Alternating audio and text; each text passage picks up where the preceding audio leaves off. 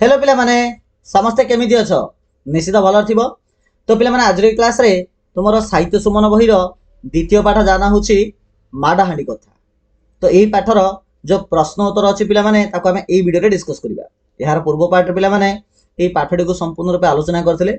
जदि देखिन तबे से वीडियोटा देखि दबो जहा कि एई वीडियो रो डिस्क्रिप्शन बॉक्स रे आई कार्ड रे और एंड स्क्रीन रे अछि क्लिक कर देखि परिबो। तो चल आरंभ करबा यार प्रश्न उत्तर वीडियो को। तो प्रथम अच्छी मुझे जहाँ बुझिली तो ये देख पे एक नंबर क्वेश्चन देला चकुलिया पंडा जो पोखरी पाखे पहुँचला से पोखरी किपरि थिला। पोखरी रे सुंदर पद्म फूल फुटी पोखरी रे गुलिया पानी थिला, पोखरी रे कला भंवर भली पानी थिला ना पोखरी रे पानी सुखी जाइथिला। सठिक आंसर हो पिला माने पोखरी रे सुंदर पद्म फूल फुटी थिला।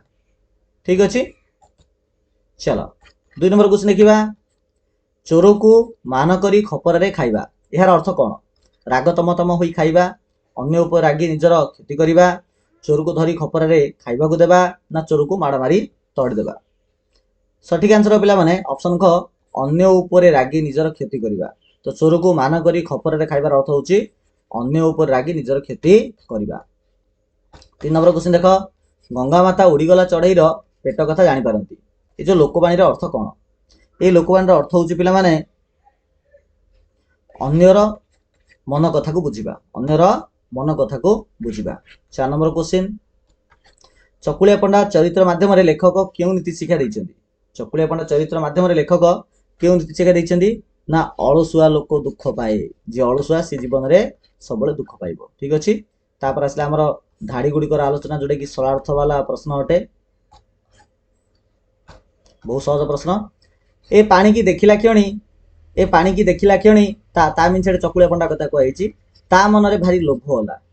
जीवन विकल रे पानीकूल पाहाच उपरे लथ किनी बसीगला। तो उत्तर हम पिला माने चयन कर जाइतिबा पाठ माड़हांडी कथा गल्पर अंश अटे। एही वर्णनाटी रे गाल्पिक गोपाल चंद्र प्रहराज चकुलिया पंडा सुंदर पोखरीर जल देखि किभली लोभ करिछि ताहा वर्णना करिसेंती। दिने चकुलिया पंडा भिक पाइला नहीं, गाँ पिलाए ताकू टेक्का बोलुओ मारिले। से कांदी बोबेई पलई आसुथिबा बेले खंडे दूर रे गोटे उत्तम सुंदर पद्म पोखरी देखिला। सेतेबेले भोक ओ शोषरे तार करड़ी जलुथुला, करड़ रथ पेट तार जलुथुला। पोखरीर पानी की देखिला क्षणी तार भारी लोभ होला। जीवन विकल रे पानीकूल पाहाच उपरे लथ किनी दुबुकिना से बसी पड़िला। 6 नंबर क्वेश्चन गंगा माता तो उड़ीगला चढ़ईर पेट कथा जानि पारंती। चयन कर जाइतिबा पाठ माड़हांडी कथा गल्पर अंश अटे। एही वर्णनाटी रे गाल्पिक गोपाल चंद्र प्रहराज गंगा माता किपरि अन्यर मन कथा बुझी पारंती ताहा उल्लेख बा वर्णना करिसेंती। भोक शोषरे जीवन विकल रे चकुलिया पंडाटी पोखरीरू गल गल करी पानी पीला। निज मन को बुझिबा पई भात खाऊ, डाली खाऊ, दूध खाऊ, महुर खाऊ, आंबिल खाऊ, खीरी खाऊ, काकरा खाऊ, नानमान खाऊ, पोटली चकुली खाऊ, एमिति गोटे पर गोटे दरब ना धरी चल लेखाए पानी पीला। से पोखरी गंगा माता थांती। चकुलिया पंडार डाक तांको कानरे पड़िला, तांको कानरे बाजिला। से तो समस्तक मन कथा बुझी पारंती। चकुलिया पंडार डाक शुणी सबु दरब पुरेई हांडी रे सजाड़ी चकुलिया पंडा पाखको भसाई देले। यहाँ पर आसला आशा आम मेल करवा। तो क स्तंभ सहित ख स्तंभ को जोड़ाई से कही। तो देख पिले प्रथम देला राति शोला बेले बुढ़ी पुओ को बुद्धि बतैला। यार अर्थ पे कौड़ा हम यार अर्थ हम यहाँ माँ पुओ को राति शिखेदेला। बड़ी झपटी उठी अर्थात भोर सका उठी खुआ मुंडे दी गोईठा अर्थ हूँ हाथ पाख पिठी की 2 लात देबा। पलम को नहीं हांडी घोड़ाइबा अर्थात हांडी मुह को ढंकुणी रे ढांकिबा। ठीक अच्छे यहाँ पर चिंता और विचार करी उत्तर लेख बोली कही। तो यही लोक कथाटी को थरे मन दे पढ़ आ उत्तर बाहर करी लेख बोली से कही। देख पिले प्रथम क्वेश्चन देला चकुलिया पंडा किपरि पेट पोषुथुला। तो उत्तर देख पिले तो चकुलिया पंडा भिक मागी पेट पोषुथुला। 6 नंबर क्वेश्चन ଚକୁଳିଆ ପଣ୍ଡା କାନ୍ଦି ବୋବେଇ ପଳେଇ ଆସିଲା କାହିଁକି? ଉତ୍ତର ହେବ ପିଲାମାନେ, ଚକୁଳିଆ ପଣ୍ଡା ଭିକ ପାଇଲାନି, ଗାଁ ପିଲାଏ ବିଧା ଗୋଇଠା ଓ ମାଡ଼ ମାରିଲେ, ତେଣୁ ସେ କାନ୍ଦି ବୋବେଇ ପଳାଇ ଆସିଲା। ଗଙ୍ଗା ମାତା କେଉଁଠାରେ ଥିଲେ? ନା ଗଙ୍ଗା ମାତା ସେ ପୋଖରୀ, ପଦ୍ମ ପୋଖରୀରେ ଥିଲେ। ଗଙ୍ଗା ମାତା ଚକୁଳିଆ ପଣ୍ଡା ପ୍ରତି ଦୟାଭାବ ଦେଖାଇଲେ କାହିଁକି? କାହିଁକି ଦେଖାଇଲେ? ନା ଗଙ୍ଗା ମାତା ଚକୁଳିଆ ପଣ୍ଡାର ଭୋକ ବିକଳ ଅବସ୍ଥା ଦେଖି ତା ପ୍ରତି ଦୟାଭାବ ଦେଖାଇଲେ।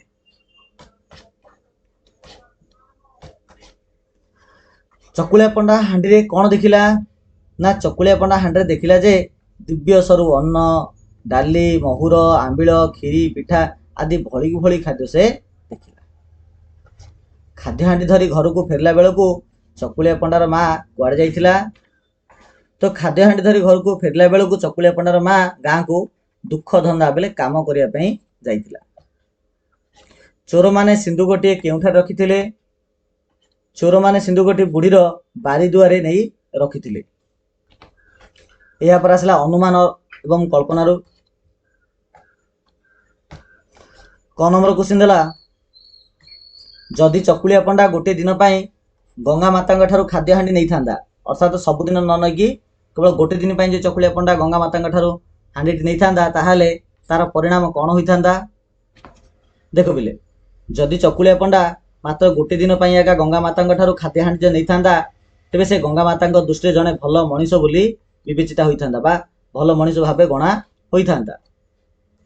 ଗଙ୍ଗା ମାତା ବିଚାର କରି ମାଡ଼ ହାଣ୍ଡି ଯଦି ଦେଇନଥାନ୍ତେ, ଆଉ ସେମିତି ଖାଦ୍ୟ ହିଁ ଦେଇଥାନ୍ତେ, ତାହେଲେ ଶେଷ ଫଳ ବା ରେଜଲ୍ଟ କ'ଣ ହେଇଥାନ୍ତା? ନା ଗଙ୍ଗା ମାତା ବିଚାର କରି ମାଡ଼ ହାଣ୍ଡି ଯଦି ଦେଇନଥାନ୍ତେ, ତେବେ ଚକୁଳିଆ ପଣ୍ଡା ଓ ତାର ମା ଅଳସୁଆ ପାଲଟି ଯାଇଥାନ୍ତେ। ମା ଯଦି ମାଡ଼ ହାଣ୍ଡିର ପଲମ ବା ତାର ଯେଉଁ ଢାଙ୍କୁଣୀ ଢାଙ୍କି ନଥାନ୍ତା ବା ଘୋଡ଼େଇ ନଥାନ୍ତା, ତାହେଲେ କ'ଣ ଅସୁବିଧା ହୋଇଥାନ୍ତା? ମା ଯଦି ମାଡ଼ ହାଣ୍ଡିର ପଲମ ଢାଙ୍କି ନଥାନ୍ତେ ବା ଘୋଡ଼େଇ ନଥାନ୍ତେ, ତାହେଲେ ମାଡ଼ ବୃଷ୍ଟି ବନ୍ଦ ହୋଇନଥାନ୍ତା, ବୁଢ଼ୀକି ମାଡ଼ ବାଜୁଥାନ୍ତା। ଗଙ୍ଗା ମାତା ମା ପୁଅକୁ ଏପରି କଷ୍ଟ ଦେବାର ଉଦ୍ଦେଶ୍ୟ କ'ଣ ଥିଲା? ତ ଏହାର ଉତ୍ତର ଏମିତି ହେଇପାରିବ, ଗଙ୍ଗା ମାତା ସେ ମା ପୁଅକୁ ଏପରି କଷ୍ଟ ଦେବାର ଉଦ୍ଦେଶ୍ୟ ଥିଲା ଯେ ସେମାନଙ୍କୁ ସେମାନଙ୍କର କର୍ମ ପ୍ରତି ସଜାଗ କରାଇବା, କର୍ମ ପ୍ରତି ସଜାଗ କରାଇବା। ଠିକ୍ ଅଛି। ଏହାପରେ ଦେଖ ପିଲେ, ନେକ୍ସଟ ପ୍ରଶ୍ନ ହେଲା ଶବ୍ଦ ସମ୍ପର୍କିତ ଶବ୍ଦ। ନିମ୍ନରେ ଦିଆଯାଇଥିବା କବାଟ ଶବ୍ଦ ସହିତ ସମ୍ପର୍କ ଥିବା ଶବ୍ଦକୁ ଦଳରେ ଆଲୋଚନା କରି ଶୂନ୍ୟସ୍ଥାନ ପୂରଣ କର ବୋଲି ସେ କହିଛି। ତ ଦେଖ, ଏଠି କବାଟ ଦେଲା, ତ କବାଟର ଜଞ୍ଜିର ଲଗାଇବା ବୋଲି ବି ଦେଇଛି ଗୋଟେ, ମାନେ ଗେଡ଼ା ଲଗାଇବା ସହିତ ଗୋଟେ ମାନେ ସମାନ ଅଟେ। ଆଉ କ'ଣ କ'ଣ ହେଇପାରିବ ଦେଖ, କବାଟ ବନ୍ଦ ରଖିବା, କବାଟ ଫିଟାଇବା, କିଳିକି ଦେବା, ଆଉ କୋଲ ପକାଇବା। ଏହାପରେ ଆସିଲା ପିଲାମାନେ କାରକ ବିଷୟରେ। ଏଠି ଦେଖ ଗୋଟେ ବାକ୍ୟ ଲେଖାଗଲା, ମା ଗାଁ ବୁଲି ବାଲି ଆସି ଖାଇଲା। ମା ଗାଁ ବୁଲି ବାଲି ଆସି ଖାଇଲା। ଏଠି ଦେଖ ଆଉ ଗୋଟେ ବାକ୍ୟ ଲେଖା ହେଲା, ମା ଗାଁରୁ ବୁଲି ବାଲି ଆସି ଖାଇଲା। ଏ ଦୁଇଟା ବାକ୍ୟରେ କ'ଣ ପିଲାମାନେ ଡିଫରେଣ୍ଟ ଅଛି? ନା ଏଠି ଦେଖ ଲେଖାଗଲା, ଏଠି ଗାଁ ଲେଖା ହେଇଛି ଆଉ ଏଠି ଗାଁରୁ ଲେଖା ହେଇଛି। ସେଥିପାଇଁ ଦେଖ ଏଇ ବାକ୍ୟଟା ଯେତେବେଳେ ଆମେ ପଢୁଛେ ଆମକୁ ଭଲ ଲାଗୁଛି ଯେ ମା ଗାଁରୁ ବୁଲି ବାଲି ଆସି ଖାଇଲା। ଏ ବାକ୍ୟଟା ଆମକୁ ଠିକ୍ ଥିଲା ବେଳେ ଲାଗୁନି, ଏଇଟା ଠିକ୍ ଥିଲା ବେଳେ ଲାଗୁଛି। ତ ଏଠାରେ ଯେଉଁ ରୁ ଶବ୍ଦଟା ଲାଗିଲା, ଏଇଟା ହେଉଛି ପିଲାମାନେ କାରକ। ଏଇଟା ହେଉଛି କାରକ। ତ କାରକ କହିଲେ ଆମେ କ'ଣ ବୁଝିବା? ନା କାରକର ଅର୍ଥ ହେଉଛି, ମନେ ରଖିଥ, ଯେଉଁ ବାକ୍ୟର ଶେଷରେ ଯେଉଁ କ୍ରିୟାପଦ ଥାଏ, ଏଠାରେ ଖାଇଲା ହେଉଛି କ୍ରିୟାପଦ। ତ କ୍ରିୟାପଦ ସହିତ ଅନ୍ୟାନ୍ୟ ପଦମାନଙ୍କର ଯେଉଁ ସମ୍ପର୍କ ଥାଏ ତାକୁ ଆମେ କହିବା କାରକ ବୋଲି କହିବା। ଠିକ୍ ଅଛି। ତ ଯେଉଁ ପଦର କ୍ରିୟାପଦ ସହିତ ସମ୍ପର୍କ ଥାଏ ତାହାକୁ କାରକ ପଦ କୁହାଯାଏ। ତ କାରକ ପଦର କିଛି ଏକ୍ଜାମ୍ପଲ ଦିଆହେଲା, ଯେମିତିକି ଟି, କୁ, ରେ, ଦ୍ୱାରା, କୁ, ପାଇଁ, ନିମିତ୍ତ, ରୁ, ଠାରୁ, ରେ, ଠାରେ, ତାଙ୍କୁ। ଏସବୁ ହେଉଛି ଗୋଟେ ଗୋଟେ କାରକ ପଦ। ତ କିଛିଟା ଏକ୍ଜାମ୍ପଲ ଦିଆହେଲା। ସେ ଡେସ୍ ଗଙ୍ଗା ମାତା ଥାଆନ୍ତି। ତ କ'ଣ ହେବ ପିଲାମାନେ? ସେ ପୋଖରୀରେ।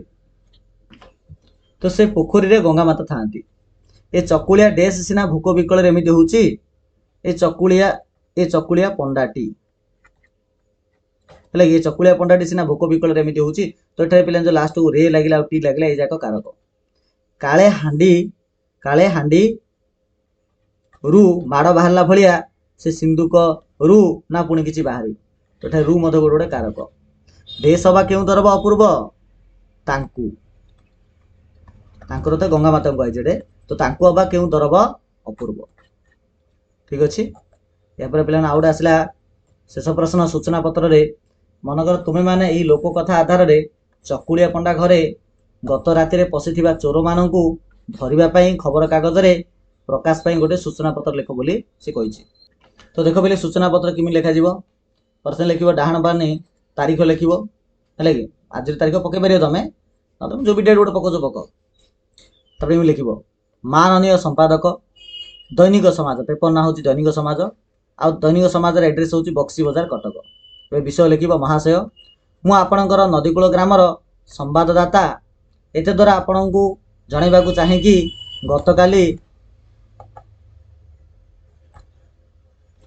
ଗତକାଲି ଆମ ଗ୍ରାମରେ ଥିବା ଚକୁଳିଆ ପଣ୍ଡା ଅନାମ ଘରେ ଚୋର ପଶି ତାର ସର୍ବସ୍ୱ ଲୁଟି ନେଇଛନ୍ତି। ଏହି ଚୋରମାନେ ସଂଖ୍ୟାରେ 4 ଜଣ ଥିଲେ। ସମସ୍ତେ ଓଡ଼ିଆ ଭାଷାରେ କଥାବାର୍ତ୍ତା ହେଉଥିଲେ ବୋଲି ଚକୁଳିଆ ପଣ୍ଡାର ମା କହୁଥିଲା।